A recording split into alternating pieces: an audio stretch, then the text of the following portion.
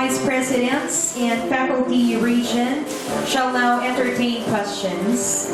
We have several questions here, and the first question is, may we know if there is a final schedule already set for college admission test?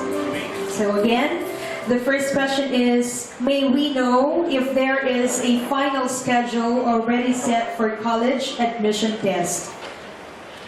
To answer that, we have here our Vice President for Administration, Dr. Manolito Manuel. This morning, we just had the final dry run of the software to be used for the online submission of documents, the entrance documents. So, the final results of those who would be qualified to be enrolling in all the campuses will be posted by tomorrow. And correspondingly, the final version of the memorandum indicating the final schedules will be posted tomorrow as well. Okay, thank you, sir. Another here is, are the presentations or the slides available to download? Tinatanong nila kung pwede bang i-download ang mga slides natin.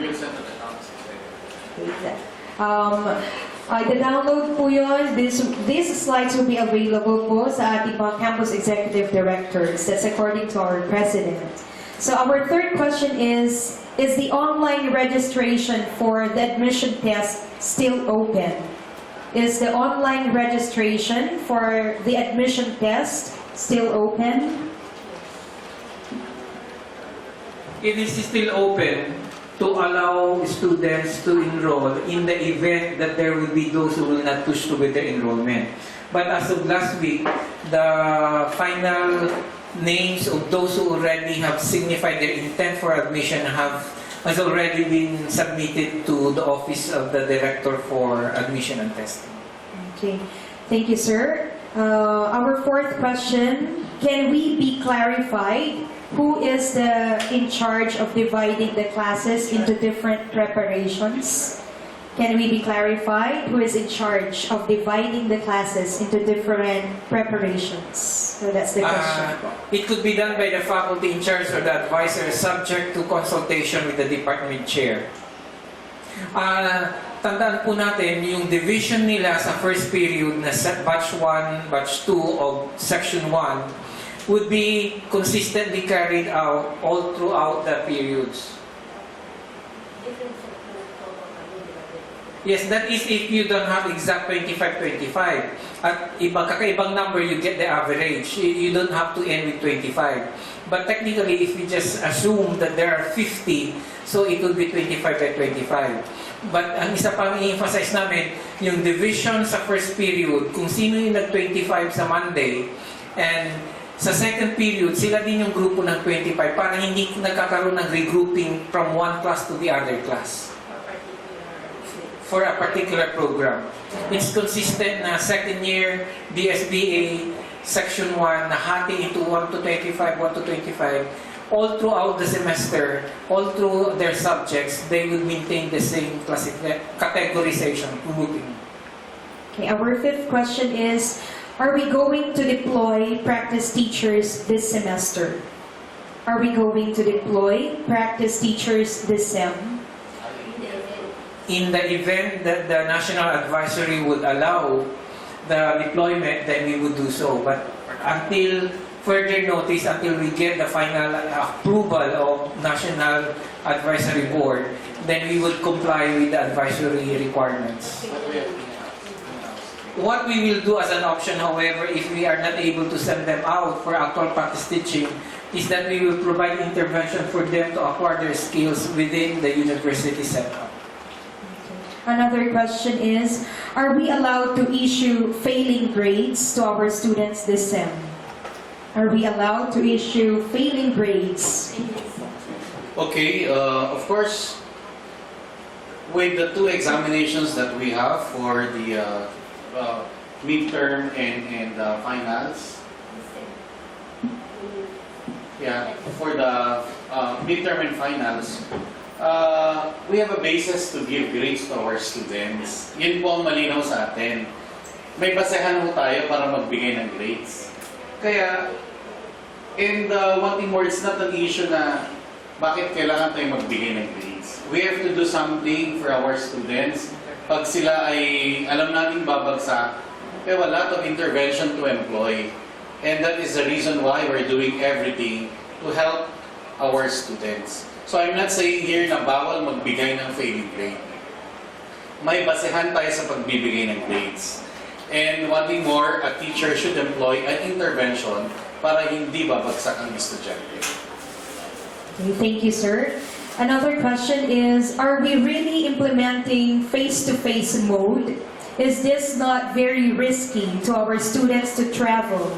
Are we not accountable if ever there is transmission? Well, of course, we're awaiting whatever the advisory of the national government. Okay? Tayo ay sumusunod. Hindi ko tayo kailangan maging unique sa lahat ng operations ng mga schools, especially in the higher education. But for now, yung plano natin ay may face-to-face kasi hindi pa tayo pinagbabawalan under the IATF rule. So ang ginagawa natin ngayon ay depende sa magiging health condition ng bansa. At kung ang health condition na hindi na pinapermit na magkaroon tayo ng face-to-face, then we will not do so. But at this point in time, we're ready whether there will be a face-to-face or pure online. Yun yung nire-ready ng buong administrasyon. Na kahit anong mangyari, walang face-to-face, ay 100% ready ang university. That's why, kung nakita ninyo kanina yung mga challenges, may mga actions tayo doon. Kaya sabi natin kanina, whether nasa remote areas, we can still come up with an instruction. Kaya we will be establishing mga radio station. Okay?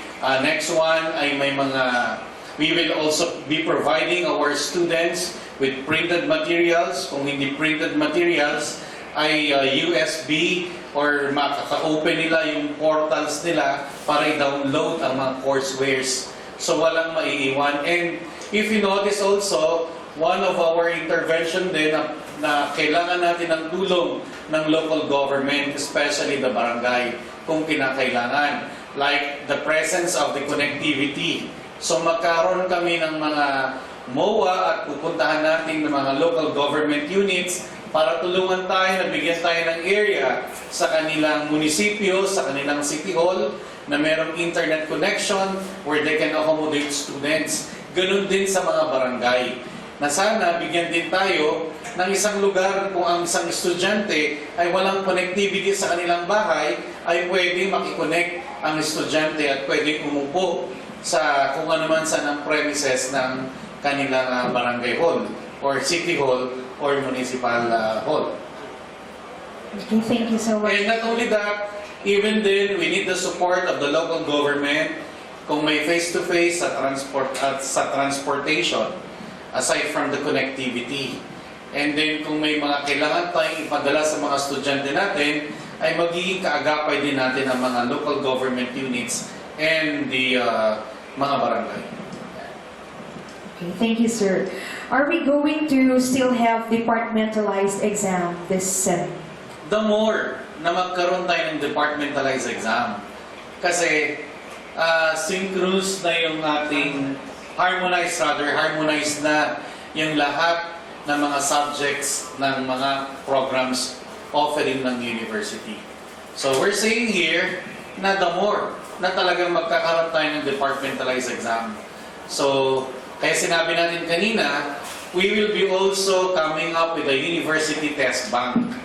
Kaya, yun yung function. Kaya, tingnan nyo, yung Council of Department Chairman at sa Council of Deans, may mga programs na nandun doon na nakalaan para lahat ng syllabus ay ma-synchronize. Lahat ng instructional materials ay synchronized. So everything will put in place para magkaroon tayo ng departmentalized exam.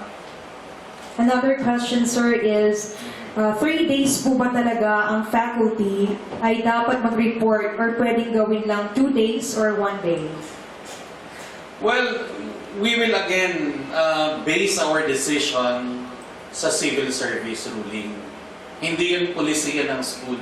Polisiya po yan ng civil service. So kung ano ulit na bago, ayun ang ating susundin. But for now, yan po ay nakasaad, okay? sa CSC room.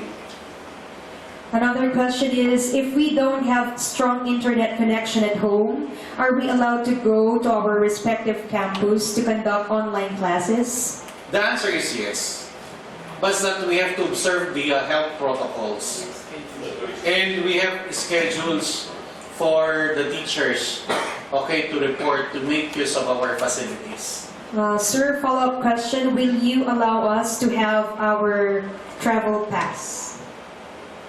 Of course, yes. Kasi ang tawag natin doon? Yes, you will be provided with a travel pass. Okay. Sir, it was mentioned that students should stay in one classroom during the course of their class hours. How about a subject, specifically Intro to ICT and Technology, which requires students to use the computers in the computer room? Well, for that case, syempre may movement. Ang sinasabi lang namin na mag-stay sa kanilang room ay yung purely discussion. Pero pag purely lecture, pero pag laboratory subjects, of course they have to use their laboratory rooms. Okay, sir. Yeah. Since research and extension endeavors for this year will be redirected to accommodate COVID-related needs, does this mean that the previously approved research and extension projects will be temporarily cancelled? Well, of course, we can still go on with the researches that were already proposed, because the researches approved are based on the university agenda or research agenda. So, tuloy pa rin. But for now, may mga researches lang tayo, okay, na aakma sa new normal, especially in the pandemic, na kinoconsider ng university research team. Okay. Another question is there an appropriate face mask to wear by the faculty members? None, but we will provide the face mask. What grading system, though, sir, we will use, especially subjects with laboratories? Is it the same given by the old one? The one we use lecture 40% and laboratory 60%? Well, for now, we have pinag-uusapan, pero if I'm not mistaken, 50% will come from the midterm and 50% will come from the finals. So, ano yung breakdown ng 50%? So, 10% will be allotted for class performance, and when you say class performance, these are your quizzes, assignments, case study, Zoom participation or LMS. So yung lahat na naka-include yung 10%. And the 40% is the midterm exam. So that makes the 50. Same again with the finals, with the 10% class standing, class performance, and the 40% will be attributed to final exam. So that makes 100%. Okay. Our next question is for Dr. Tolitz, according to the participant. Sir Tolitz, what is the maximum number of course subjects with and without laboratory to be handled by a university official, with 2 VPs and 2 executive directors as superiors plus researches and extension projects? We still observe the same deloading. We did not make adjustments. However, we are requesting to all the officials concerned na if we could accommodate more and not be bound rigidly by the requirements of the deloading, because we are in a crisis situation. So, to the limits possible, we accommodate as many subjects that we can handle. On the question how many laboratory classes, we impose a 3 maximum laboratory classes. However, we are accommodating exception, just like in the case in the ICT. Kasi sa ICT, it's heavy on laboratory classes. In one semester, for example, they have 7. They are requesting to accommodate 5. And the office will be endorsing that for the approval of the President.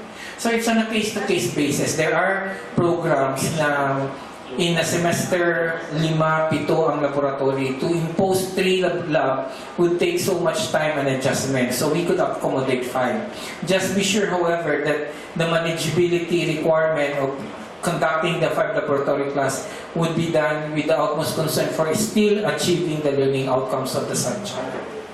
Another question. Magkakaroon po ba tayo ng departmentalized exam? Ibig sabihin po ba nito may iisang libro po tayong gagamitin? Hindi na po isang libro. We shall be bound by the same course module, course guide, and student's guide. How are we going to reckon the length of time spent in the school if we are going to adopt the work from home scheme? How are we going to reckon the length of time spent in the school if we are going to adopt the work from home scheme? It's a combination of the modality. It's not purely home-based, but it's a question of having the right combination. And the combination that has been said is for every hour of lecture, there will be a corresponding 2 hours of home-based. And so that would mean for the rest of the semester, there would be 18 weeks or 18 hours of face-to-face, and the remaining 36 hours would be devoted for home-based activities. Okay, another question here is, has the university conducted its impact assessment on risk assessment? How does the university plan to do changes in its system and culture, specifically FQOs and top management objectives? So Dr. Ruby will answer. We are actually re-enriching, reviewing the QMS, particularly on the risk management area, to accommodate concerns for the risk, particularly on technology, finance, academic, and all other areas that is affected by the COVID-19 pandemic. Okay, another question is from Sir At Salcedo. Will the university let the campuses purchase ICT materials such as laptops, LED TVs, video cameras to be used for flexible learning such as video tapping demonstrations, online learnings, etc.? Okay, thank you for that question. The answer is yes. The university is very much in support with the new modality that we'll be using on the online learning teaching mode. So we will be asking all campuses to submit your needs so that we can include that in the supplemental. Thank you, sir. Another interesting question, sir. Kailan po ang 5-month differential po ng salary from 7th cycle?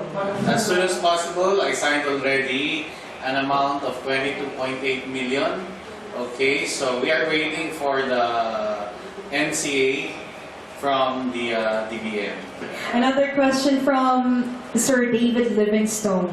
Meron po ba tayong information materials that we can give to our faculty members on legal ethics in the use of social media, e-technology in the delivery of instruction so as to protect them from any legal matters that might arise? Very good question, Sir Livingstone. Parang ang layo-layo mo sa amin. Nandiyan ka na sa kabilang office. But that's a very good point. Part of the package of orientation materials to be given to both the faculty and students would be the concern as highlighted by you regarding data privacy, security measures relating to data ownership, and the ethics of cyber use. Another question is, what is the plan about ATL program this time? Is there any changes about it and any schedule available for reopening the program? That's from Gina Bautista. The last meeting conducted by Chair with the presence of Chairman Poapoy was attended by Philip Quiroga, our ATF Director. There have been changes, but this will be contained again in an advisory as guide to all campuses deputized for the offering of ITEA. Another question here from Dr. Lumboy. When can the university issue advisory regarding the admission and enrollment? Because some agencies sponsoring scholarships and financial assistance are requesting for it. The advisory is the revised and final version of which, because we still look into the manageability of the time element as contained in the previous memorandum, is coming out by tomorrow. Another question from Sir J. Rico. will a student be allowed if he or she decide not to attend physical classes and opt to attend full online classes instead?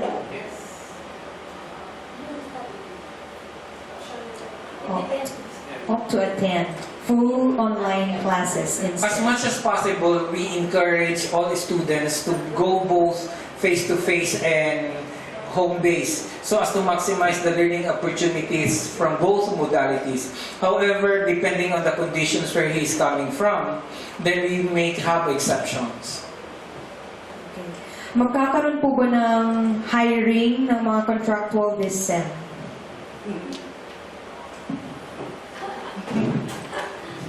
Okay, for the issue on the hiring, for now, as explicitly dictated by the NBC 580, ay iniiwasan po ang mag-hire or mag-renew ng mga job orders. So, syempre, domino effect yan. But what we can promise to everyone is we are opening plantilla positions for the admin, yung mga nag-retire, at lahat ng mga vacant position ay i-open natin sa mga qualified applicants. And not only for casual, but even for the teachers. For this, siguro, sa susunod na buwan, ay bubuksan na natin ng around 91 vacant instructor 1 position. So, yun yung ating isang magandang balita na kahit nasa pandemya tayo, ay tuloy pa rin ng pag-hire natin para sa ating mga guro. Sir, follow-up question. Is there face-to-face hiring of new employees? Yes, of course. Kasi limited naman yung ang inano lang natin dito ay hindi lang magkaroon ng mga bulk ng mga applicants. So, pag ikaw ay mag-apply, so of course you have to submit your application through online. Then if you're qualified for the interview and for examination, then of course the HR will contact that particular applicant. Last question na po on my list, pero baka may pahabol pa. So the last question here is, when is the Culture and Arts Complex in Bayambang be reconstructed? Well, number one, yun nga yung culture and arts. Okay? We are finishing the phase 2 at this point in time. So, sad to say, hindi part yan sa ating 2021 budget for the third phase. But we're still doing a lot, and we are coordinating with other government agencies and even from our beloved congressman in charge of the area or other congressmen that can support the construction of its third phase. But yun nga lang, sabi ko nga na until now ay hindi pa natatapos yung phase 2. As long as matapos yung phase 2 at makapagkaroon kami ng additional budget for phase 3. But ang timeline namin dyan ay sana matapos hanggang December next year as I also end my term. Okay, sir. May pahabol question po dito. Are we still going to follow the number of prescribed hours for a pure lecture subject, which is 54 hours, and for subject with laboratory, which is 90 hours? Yes. Wala naman pagbabago yung ating 54 hours. Kaya nga, we'll start on September 1. So, ika-count natin ng 54 hours. But we are looking at to finish the semester December 22 of 2020. Yun yung timeline natin or time schedule natin for academic year first sem 2020-2021. Another question here is, how do we deal with the student clearances? They usually flood our offices at the end of the school year, sir. Why there's a need for a clearance for the graduating? Kasi yung second year, third year, we're not going to require, hindi na tayo nag-report ng clearance. Kasi lahat ng grades nila ay nag-review naman nila sa kanilang mga portals. So, it's already an immaterial on our part na magkaroon ng clearance sa mga estudyante. That question was from Elizabeth Fajardo Episcope. So another question here is from Rosie Avalos. In support to ATIAP, there is not much problem now because ATIAP has been conducting class online. There are available modules, however, needed to be revised. The application has also been conducted online. There are ready forms for evaluation. So Thank you, Dr. Ross. from Mamila Baligdam. Our president made mention that there will be an intensive training to faculty members in preparation for more efficient online delivery instruction. When will this go? We will update you on this. It will still depend on the speakers and the trainers. Maybe the BPA can give us more information. Currently, we are conducting series of trainings for the build-up and the development of courseware materials. We've started with 6 sessions already, and today, starting tomorrow until Friday, we shall be conducting the rest of the 6 sessions. Hopefully, at the end of the next week, we shall have covered all academic programs, and we are ready to receive the initial draft, pending the submission of all those who have attended.